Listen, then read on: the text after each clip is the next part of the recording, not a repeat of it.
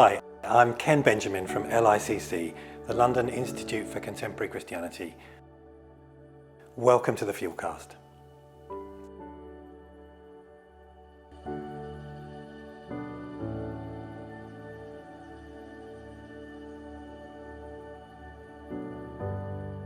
A friend of mine leads a church in Yorkshire, and like many churches, she's had the privilege of seeing people find them online and even find Jesus and place their trust in him during lockdown. It's an amazing thing.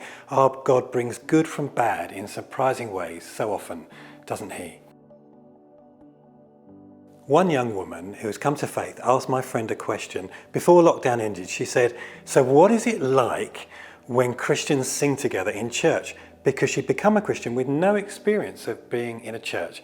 And she can only imagine what it must be like when you fill a room with people who have the opportunity to sing together about the most important thing in their lives. A bit of me wants to be flippant at that point and say, sometimes it's not that great. But mostly I want to recognise that it can be beautiful.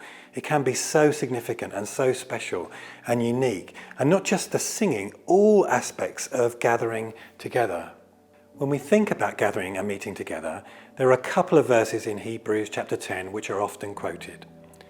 Hebrews 10, 24 to 25, and let us consider how we may spur one another on towards love and good deeds, not giving up meeting together as some are in the habit of doing, but encouraging one another, and all the more as you see the day approaching. And mostly it's used appropriately for this, I think. You can meet in lots of ways with other Christians, but the word used for meeting together here is the kind of word used for official assembly type meetings, whatever style of meeting you might be used to.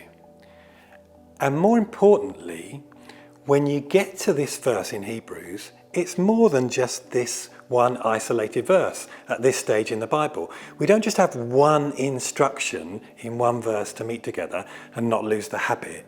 We also have patterns of meeting together all through the New Testament. That's how the disciples learn, that's how the letters get read to whole churches. And we have the assumption of regularly meeting together throughout the Bible. That's why John Wesley could say the Bible knows nothing of solitary religion. But you and I, we've never had these current circumstances for this verse before, have we?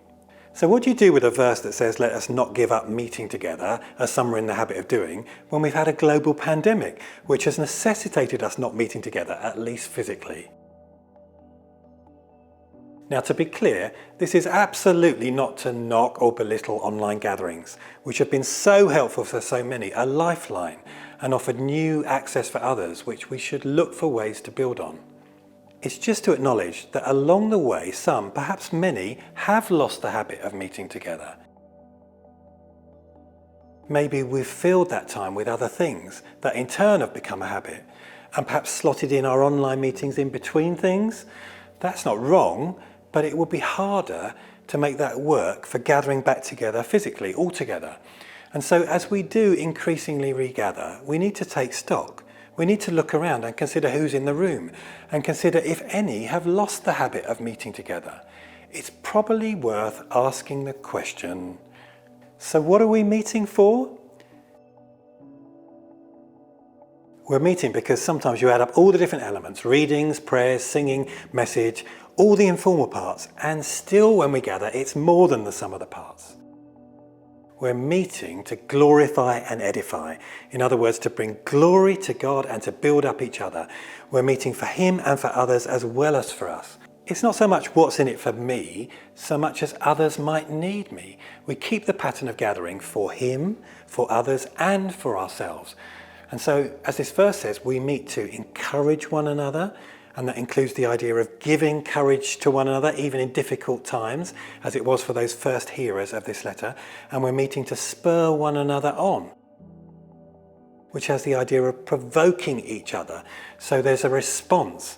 And we're meeting for those who need rest and healing and hope. We meet to recalibrate, to get back a godly perspective when so many other things don't give that. So as we regather, look around And as well as being thankful, as well as singing a little louder as we're able to, consider who is not in the room. Who can you call and encourage to get back into this needed habit? And you can't read these verses and think that encouragement and spurring one another on is just for what we do inside church. Gathering here is about our scattered times there in thousands of different contexts. Maybe we even meet to practice being Christ-like, to practice the fruit of the Spirit, to be better at it wherever we find ourselves in our week. May that be true for me and for you.